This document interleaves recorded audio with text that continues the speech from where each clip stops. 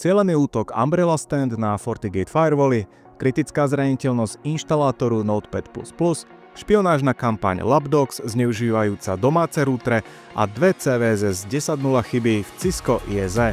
Vítajte opäť po týždni u ďalšej epizódy Security Sunday, opäť nabitej novinkami zo sveta cybersecurity, ktoré vám prináša spoločnosť SysNet. Firewally FortiGate ohrozuje Umbrella Stand. Britské národné centrum kybernetickej bezpečnosti objavilo sofistikovanú malwareovú kampaň s kódovým označením Umbrella Stand, ktorá si vzala na mušku firewally FortiGate od spoločnosti Fortinet. Najviac zasiahnutý je rad FortiGate 100D, ale pozor, nemusí to byť jediný cieľ. Útočníci sú rafinovaní a ich malware je navrhnutý tak, aby sa v sieti usídlil na dlhý čas a zostal neviditeľný. Umbrella Stand nie je obyčajný malware, ale má mnoho funkcií, od vzdialeného prístupu k shellu až po krádež údajov zo siete. Používa šikovné triky, ako je falošná komunikácia TLS na porte 443, vyzerá ako bežná prevádzka HTTPS, ale nie je, a rôzne maskovacie techniky. Malware so sebou nesie aj arzenál nástrojov vrátane Busyboxu, TCP dumpu a NBT scanu. Komunikácia s riadiacim serverom C2 prebieha prostredníctvom IP adresy, ktorá je v malware pevne zakodovaná. Umbrella Stand príjma príkazy, vykonáva ich prostredníctvom shellu a má časový limit 900 sekúnd, aby sa zabránilo spúšťaniu príliš dlhých úloh, ktoré by mohli upútať pozornosť. Dokáže kradnúť údaje po častiach, takže ani väčšia exfiltrácia nemusí byť nápadná. Ak máte firewall FortiGate, aktualizujte systém FortiOS na najnovšiu verziu a začnite monitorovať podozrivú prevádzku na porte 443. Závažná zraniteľnosť v programe Notepad++. Bola objavená závažná zraniteľnosť označená ako CV 2025-49144, ktorá postihuje inštalátor populárneho textového editora Notepad++ vo verziách 8.8.1 a starších. Táto zraniteľnosť predstavuje vysoké riziko zvýšenia oprávnení tým, že umožňuje neprivilegovaným používateľom získať oprávnenia na úrovni systém. Z technického hľadiska ide o problém s tým, ako inštalačný program vyhľadáva potrebné súbory. Namiesto toho, aby hľadal len tam, kde má, prehľadáva aj aktuálny pracovný adresár. To umožňuje útočníkovi podstrčiť svoj škodlivý súbor do priečinka Downloads, kde väčšina ľudí spúšťa inštalačné programy. Keď potom nič netušiaci používateľ spustí inštaláciu programu Notepad++, škodlivý kód sa automaticky spustí, a to s najvyššími systémovými právami. Dopad môže byť katastrofálny. Útočník získa úplnú kontrolu nad počítačom, môže ukradnúť údaje, nainštalovať ďalší škodlivý softvér alebo použiť počítač ako štartovaciu plochu pre útoky na iné systémy vo firemnej sieti. A keďže Notepad++ používajú najmä IT profesionáli a vývojári, títo používatelia majú často prístup k citlivým systémom a údajom. Dobrou správou je, že vývojári programu Notepad++ na problém rýchlo zareagovali a vydali opravenú verziu 8.8.2.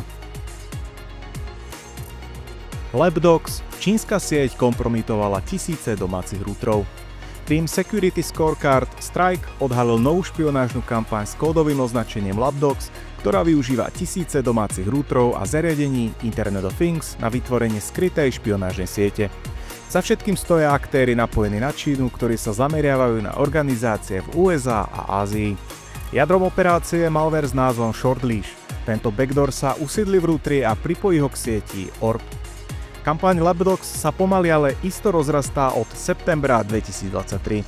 Útočníci sú metodickí, infikujú maximálne 60 zariadení naraz, aby nevzbudili pozornosť. Celkovo už bolo na celom svete identifikovaných viac ako 1000 napadnutých zariadení. Zameriavajú sa najmä na sektory nehnuteľností, IT a médií v USA, Japonsku, Južnej Kórei, Hongkongu a na Tajvane. K infekciám dochádza najmä prostredníctvom známych zraniteľností, ktoré výrobcovia rútrov neopravili alebo ktoré neopravili používatelia. Obľúbené sú staré zraniteľnosti ako napríklad CV 2015-1548 alebo CV 2017-17663. Obzvlášť zraniteľné sú zariadenia so zastaranými webovými servermi ako sú Mini HTTPD alebo Light TPD, a ohrozené sú rútre od spoločností Asus, D-Link, Synology a ďalších výrobcov. Ak máte doma starší rúter, je čas ho vymeniť alebo aspoň aktualizovať firmware. Kritické zraniteľnosti v produktoch Cisco ISE a ISE PIC. Spoločnosť Cisco práve vydala upozornenie informujúce o dvoch kritických zraniteľnostiach v produktoch Identity Service Engine a ISC Passive Identity Connector, ktoré získali najvyššie možné skóre CVSS 10.0. Tieto zraniteľnosti umožňujú útočníkom získať úplnú kontrolu nad postihnutým zariadením bez akýchkoľvek prihlasovacích údajov. Prvá zraniteľnosť CV 2025-20282 sa nachádza v internom rozhraní API softvéru Cisco ISE. Kvôli nedostatočnej validácii nahrávaných súborov môže útočník nahrávať škodlivý kód priamo do privilegovaných adresárov systému a spustiť ho správami root. Druhá zraniteľnosť CV 2025-20281 je podobne závažná, opäť umožňuje spustenie ľubovoľného kódu so zvýšenými oprávneniami, tentoraz prostredníctvom špeciálne vytvorenej požiadavky API. Postihnuté sú verzie Cisco ISE a ISE PIC 3.3 a novšie, pričom CV 2025-20282 sa týka len verzie 3.4. Staršie verzie 3.2 a nižšie sú bezpečné. Spoločnosť Cisco rýchlo zareagovala a vydala bezpečnostné aktualizácie, pričom pre CV 2025-20281 potrebujete Cisco ISE alebo ISE PIC 3.3 patch 6 alebo 3.4 patch 2. Pre CV 2025-20282 je riešením verzia 3.4 patch 2. A tým sa končí zhrnutie noviniek za 26. týždeň. Ak sa vám epizóda páčila, budeme radi za like a odber. A ak chcete vždy o novej epizóde vedieť ako prvý, nezabudnite kliknúť aj na zvonček. Tieto, ako aj ďalšie novinky a zaujímavosti nájdete vždy na našom webe a sociálnych sieťach cisnetshield.com. Ďakujeme za pozornosť a vidíme sa opäť o týždeň pri ďalšej epizóde Security Sunday.